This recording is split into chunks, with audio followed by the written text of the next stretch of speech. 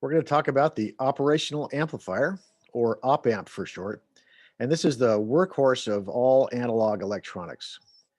The operational amplifier, it's a type of amplifier. An amplifier is anything that you put an electronic signal in and you get out a larger version of the signal. So this would be an amplifier with some sort of gain, and if I put a signal X in here, usually a voltage or a current, then the signal that comes out here is A times X. And that's what we mean by amplification. And a signal that I've shown here as X is anything that we're interested in. It could be a voltage or a current. And when we put it through an amplifier, we get a larger version of it. So this is a really common activity in electronic design. Now, when we talk specifically about an operational amplifier, the symbol for that we use for an operational amplifier is a triangle. And it has two inputs. One is the plus input, one is the minus input, and it has an output. And it also has two power supplies to it. There's some sort of plus voltage that goes into it and some sort of minus voltage. So this is the abstract symbol for an op-amp. So when we say the word op-amp, we have some specific properties in mind. One is op-amps have high gain. So in this case, the gain, usually with the symbol A, is something like 10 to the 5th to 10 to the 6th. Really, really high. Another thing we think about when we talk about op-amps is that they're used for feedback circuits. And we'll talk about feedback in the next couple of videos and what that means. But that's the application that we use op-amps for. And the third thing that's distinctive about op-amps is that they have this kind of input. This kind of input here is referred to as a differential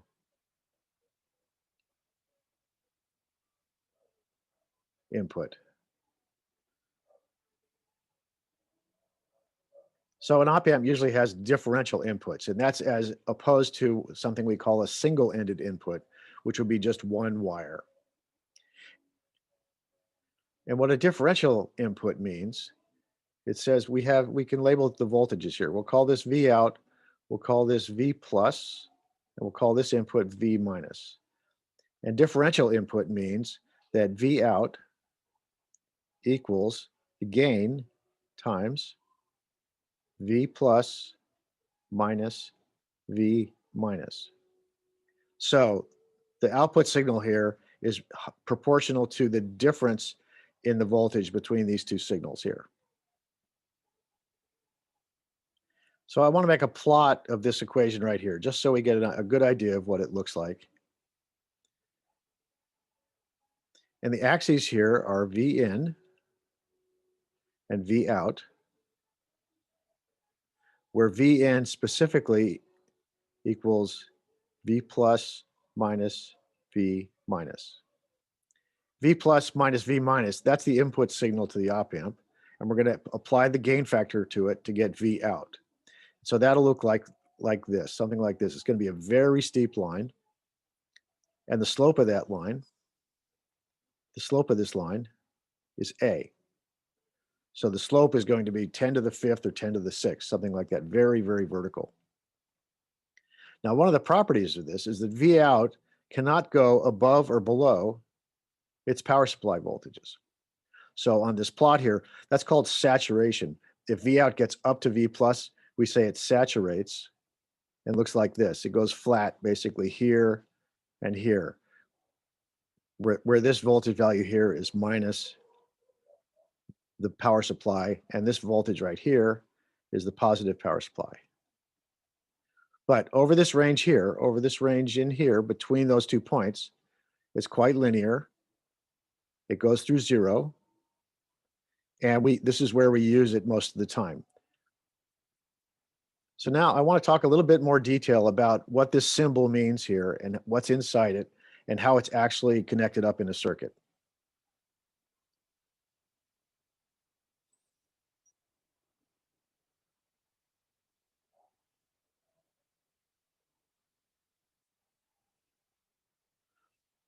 So we talked about the voltage behavior of an op-amp. This is V plus, V minus, and V out. There's one thing more that we need to know, and that is the current. This current right here and this current right here for an op-amp, an ideal op-amp, is 0. No current flows in here. So this op-amp is just sensing the voltages at these points, but no current flows in. So this is the second key property of an op-amp. The first one is the voltage behavior. V out equals the gain times V plus minus V minus. Another way we can write this is V out equals A times V in, where V in, of course, equals V plus minus V minus. So these are the two electrical properties that are going to allow us to analyze these circuits. And analyzing the circuits is actually going to be pretty simple. So you're probably wondering, like, what is inside here? What's going on inside here? So what's inside here is somewhere between 20 and 50 or so transistors and resistors, sometimes capacitors. These are really complex designs. And for right now, if we just concentrate on the two properties that we have here, we'll be able to use these circuits even without understanding exactly what's inside. Suffice to say, it's a differential amplifier with really high gain. And with just that knowledge, we can work out how these circuits work. So let me do a couple of more details on how this thing is actually hooked up. So we have a plus terminal and a minus terminal.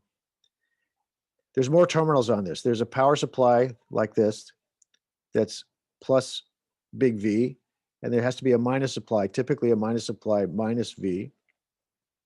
And there'll be a ground pin. There'll be a ground node on here like that. And when this is used in a circuit, there'll be over to the side, there'll be two power supplies. And this will be 12 volts. 12 volts is a real typical value. And there'll be another one. And this is a plus 12 volt supply as well. And they'll be connected together. And this node right between them will be our ground node. That's the voltage reference. And these two guys will be hooked up like that. The two power supplies will be hooked up this way. So with respect to ground, this node is at minus 12 volts. And this node from ground is at plus 12 volts. And ground is right in the middle. And when we measure V out, we'll measure it with respect to this ground node. So this is the voltage where we measure plus or minus V out right there. And what we're going to do is we're going to assume that all of this stuff is always hooked up. And we're just going to use an even simpler symbol, just the three terminals like that. And you'll know that all the rest of the power supply is hooked up that way. And the thing to keep in mind is there's a large minus voltage, there's a large plus voltage, and the ground level, the ground node, is right in between. So positive voltage is high on the page, negative voltage is low on the page, and V out can go both positive and negative around ground. So that's your voltage framework to keep in your head. And the op-amp that we've been looking at has a symbol like this. And we know that V out equals some huge gain times V plus minus V minus. So this is a differential input. Here's V plus, here's V minus. One way I think about this is to look at the way a change in voltage on the input modifies the output. Let me label V out here.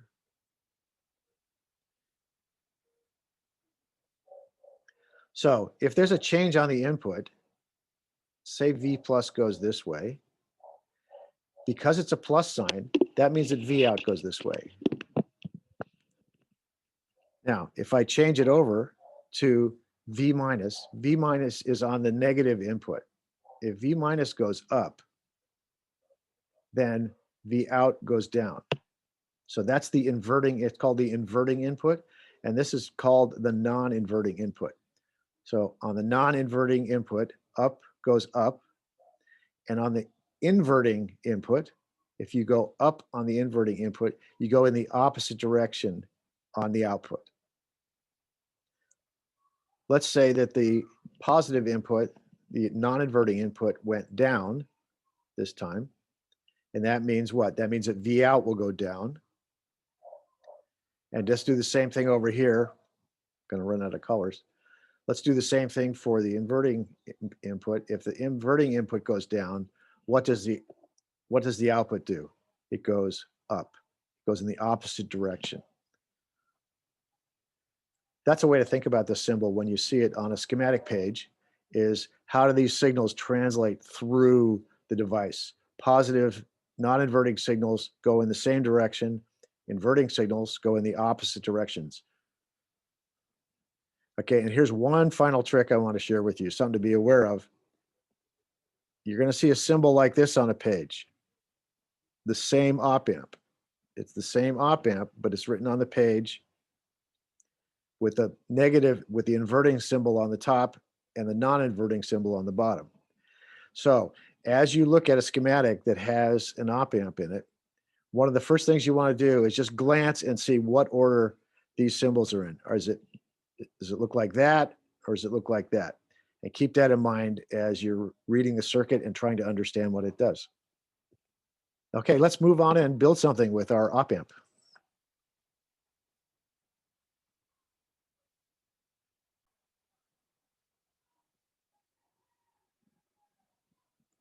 Okay, now we're going to work on our first op-amp circuit. Here's what the circuit's going to look like. Watch where it puts the plus sign is on the top on this one. And we're going to have a voltage source over here.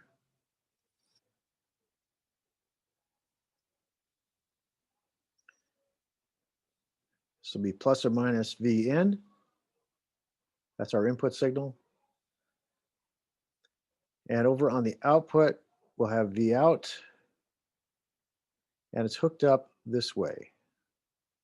There's a resistor, another resistor to ground. And this goes back to the inverting input. And we're going to look at this circuit and see what it does. Now we know that connected up here, the power supply is hooked up to these points here. And the ground symbol is 0 volts. And we want to analyze this circuit. And what do we know about this? We know that V out equals some gain. We'll write the gain right there. A big number times V plus minus V minus.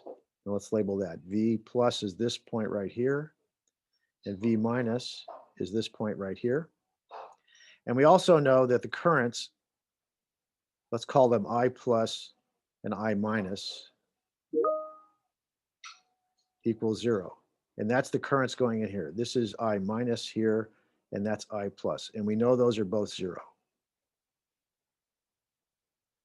So now what I want to do is describe what's going on inside this triangle symbol in more detail by building a circuit model. All right, and the circuit model for an amplifier looks like this. We have V minus here, V plus here. So this is V in. And over on this side, we have here's a new symbol that you haven't seen before. It's usually drawn as a diamond shape. And this is a voltage source. But it's a special kind of voltage source. It's called a voltage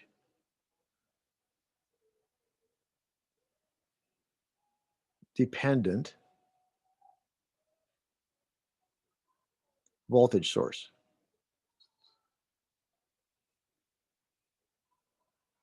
And it's the same as a regular ideal voltage source, except for one thing. It says that the V, in this case, V out, equals gain times V plus minus V minus. So the voltage here depends on the voltage somewhere else. And that's what makes it voltage dependent. That's what that means. So we've just taken our gain expression here and drawn a circuit diagram that represents our voltage expression for our circuit. Now, specifically over here, we've drawn an open circuit on V plus and V minus, so we know that those currents are 0. So this model, this circuit sketch represents our two properties of our op-amp. So I'm going to take a second here and I'm going to draw the rest of our circuit surrounding this model, but I need a little bit more space.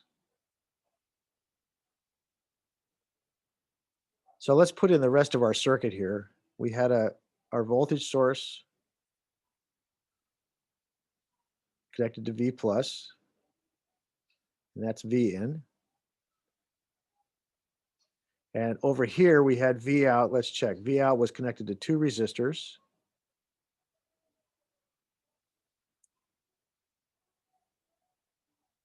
And the bottom is connected to ground.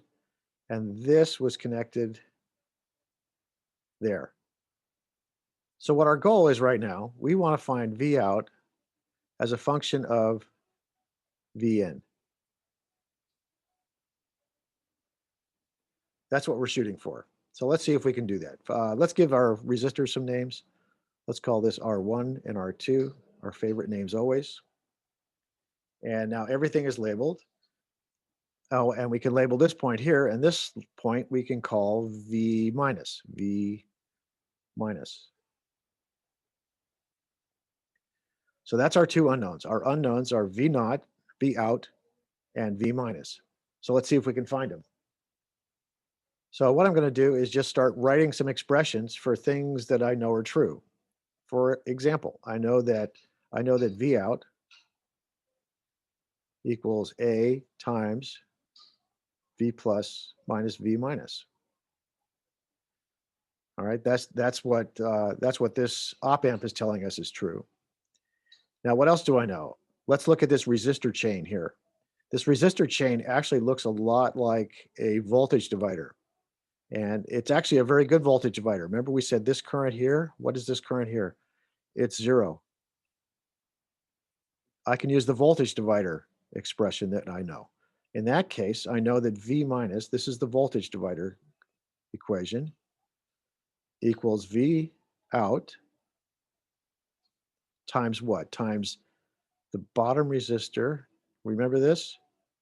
R2 over R1 plus R2.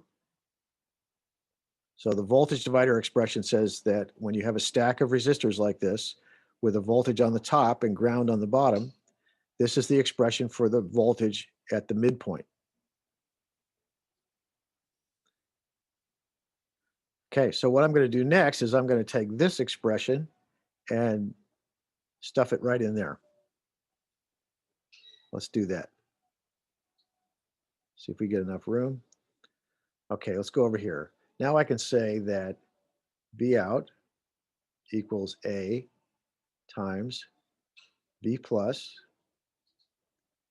minus V out times R2 over R1 plus R2. All right, so far so good. Let's keep going. Let's keep working on this. V naught equals A times V plus minus A V naught R2 over R1 plus R2. All right, so now I'm going to gather all the V naught terms over on the left-hand side. Let's try that. So that gives me V naught plus AV naught times R2 over R1 plus R2, and that equals A times V plus. And actually, I can change that now. V plus is what? V plus is V in. Okay, let's keep going. I can factor out the V naught. V naught is 1 plus A R2 over R1 plus R2. And that equals AV in. All right, so we're getting close. And our original goal, we want to find V out in terms of V in. So I'm going to take this whole expression here and divide it over to the other side. So then I have just V naught on this side and V in on the other side. Let's make some more room. I can do that. I can say V naught equals A V in divided by this big old expression, 1 plus A R2 over R1 plus R2. All right, so that's our answer. That's the answer. That's V out equals some function of V in. Now I want to make it a really important observation here. This is going to be a real cool simplification. Okay, so this is the point where op-amp theory gets really cool. Watch what happens here. We know that A is a giant number. A is something like 10 to the 5th or 10 to the 6th.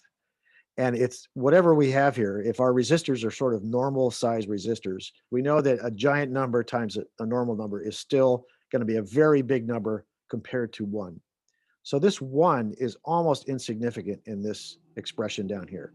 So what I'm going to do, bear with me, I'm going to cross it out. I'm going to say, no, I don't need that anymore. So if this number here, if A is 1,000,000, 10 to the 6th, and this expression here is something like 1/2, then this total thing is 1/2 of 10 to the 6th, or 500,000. And that's huge compared to 1. So I can pretty safely ignore the 1. It's very, very small. Now, when I do that, well, look what happens next. Now I have A top and bottom in the expression, and I can cancel that too. So the A goes away. Now, this is pretty astonishing. We have this amplifier circuit, and all of a sudden I have an expression here where A doesn't appear. The gain does not appear. And what does this turn into? This is called V naught equals V in times what? Times R1 plus R2 divided by R2. So our amplifier, our feedback circuit, came down to V out is V in multiplied by the ratio of the resistors that we added to the circuit. This is one of the really cool properties of using op-amps in circuits, really high gain amplifiers. What we've done is we could chosen the gain of our circuit based on the components that we picked to add to the amplifier. It's not determined by the gain of the amplifier as long as the amplifier gain is really, really big. And for op-amps, that's a good assumption. It is really big. So this expression came out with a positive sign, right? All the R's are positive values. So this is referred to as a non-inverting op-amp circuit, amplifier. So just to do a quick example, if R1 and R2 are the same, then we end up with an expression that looks like this. V out equals R1 plus R2. R plus R over R is equal to 2. So the gain is 2 times V in. So just to do a quick sketch, just to remind ourselves what this looks like. This was V in. And we had what out here? We had a resistor and a resistor to ground. And this is V out.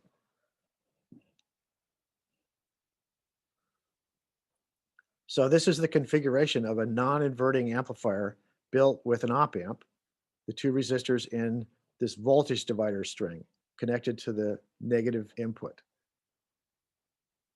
So that's what a non-inverting op-amp circuit looks like. And it's going to be one of the familiar patterns that you'll see over and over again as you read schematics and you design your own circuits.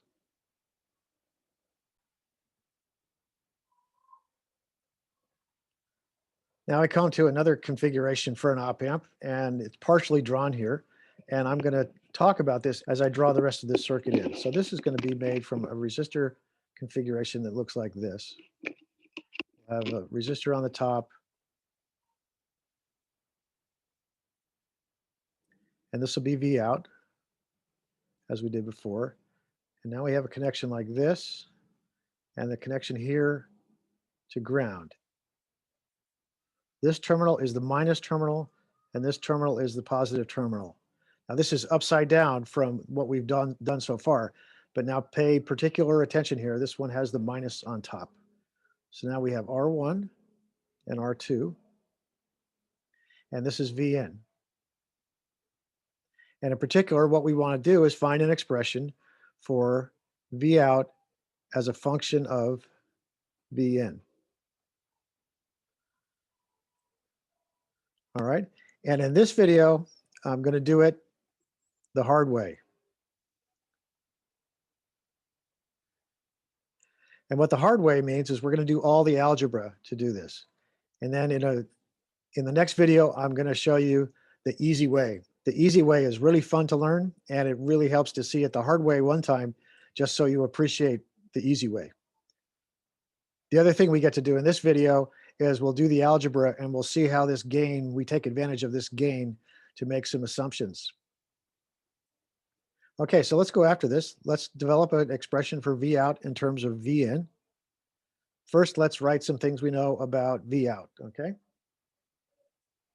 We know that V out equals A times, now it's usually V plus minus V minus. This is V plus, this is V minus.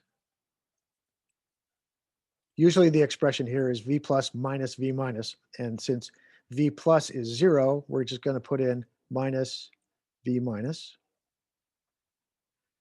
And this is equivalent to saying that V minus equals minus V out over A. So what else can we write for this circuit? Okay, let's look at these resistors. We have, let's call this plus or minus VR1, and we'll call this one plus minus VR2. So there's a current flowing here, and that we'll call I. So I'm just going to use Ohm's law on R1 here and write an expression for I. And I equals VR1 over R1, right? Another way I can write that, what's this voltage here? This is V minus. So I can write this in terms of V minus, and that equals Vn minus V minus over R1. All right, so that's the current going through this guy here. And now I'm going to use something special. I'm going to use something special that I know about this amplifier. What I know about an op-amp is that this current here is equal to 0. There's no current that flows into an ideal op-amp. So I can take advantage of that. What that means is that I flows in R2. So let me write an expression for I based on what I find over here, based on R2. And I can write I equals, let's do it. It's VR2 over R2. And I can write VR2 as V minus minus V out.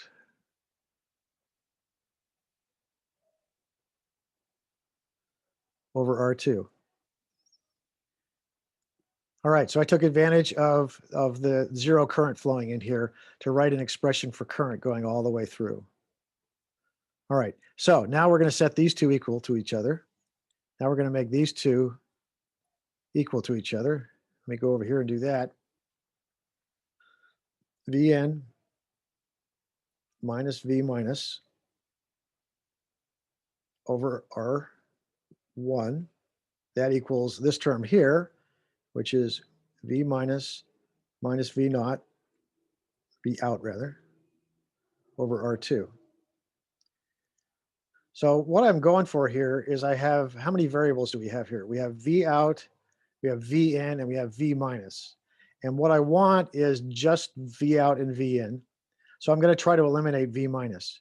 And the way I'm going to do that is this expression over here.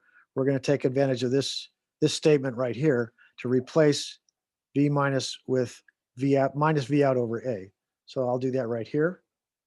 So let me rewrite this. It's going to be V in minus minus V out over A. So I get to make this a plus, and this becomes V out over A, all divided by R1, and that equals V minus is minus V out over A minus V out over R2. All right, let's roll down a little bit, get some room, and we'll keep going. What am I going to do next? Next, I'm going to multiply both sides by A just to get A out of the bottom there. So now I get A times V in plus V out over R1 equals minus V out minus A V out, yeah, over R2. There's a lot of algebra here, but trust me, it's going to simplify down here in just a minute. All right, so now I'm going to break this up into separate terms so I can handle them separately. A V in over R1 plus V out over R1 equals minus V out over R2 minus A V out over R2. Let's change color so we don't get bored. Okay, next what I'm going to do is start to gather the V out terms on one side and the V in terms on the other side. So that means that this V out term here is going to go to the other side. So we get A V in over R1 equals, let's do minus V out over R2 minus A V out over R2, and this term comes over as minus V out over R1. Okay, haven't made any sign errors yet. And now let me clear the R1. We'll multiply both sides by R1. AV in equals R1 over R2 minus V naught minus R1 over R2 A V naught minus V naught. Yeah, the R1s cancel on that last term. All right. AV in equals. Out of here, I can factor this term here, minus R1 over R2 times V naught. I can factor out of that out of here and here. So I can do minus R1 over R2 V naught times 1 plus A minus V naught. So let's take a look at this expression and use our judgment to decide what to do next. Now, because A is so huge, that means that this first term is going to be gigantic compared to this V naught term here. You know, V naught is some value like 5 volts or minus 5 volts or something like that. And A times this is something like 100,000 or 200,000, something like that. It dwarfs this V naught. So I'm going to ignore this for now. I'm just going to cross that out. And we'll move forward without that little V naught on the end of the expression. Now this is after we've left that out. Now we have V in on this side. And I'm going to take A over to the other side.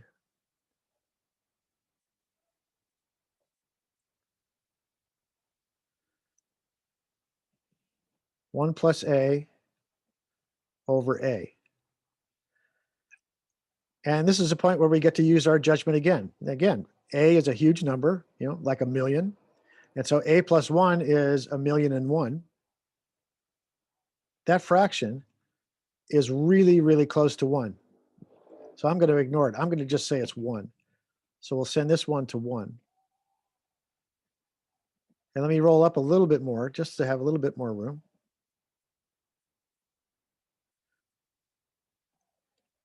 Now what we have is what? V in equals minus R1 over R2 times V out. And I want the expression just in terms of V out. So I'm going to spin this around and we get V out equals minus R2 over R1 times V in.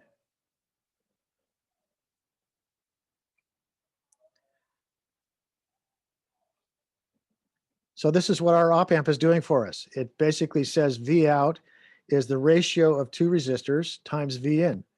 The gain of the overall circuit is determined by the ratio of those two resistors. And very importantly, there's a minus sign in front of it. The minus sign came all the way through. Again, let me sketch the circuit real quick. We had the minus sign on top. There's V out.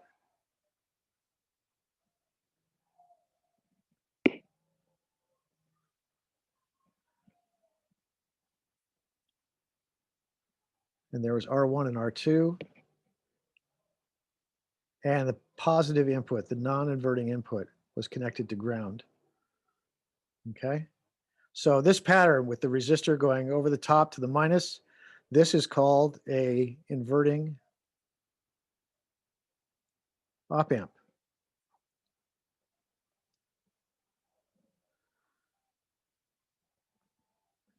And this is a really familiar pattern in op-amp circuits. You can see these on schematics and you'll be designing these on your own.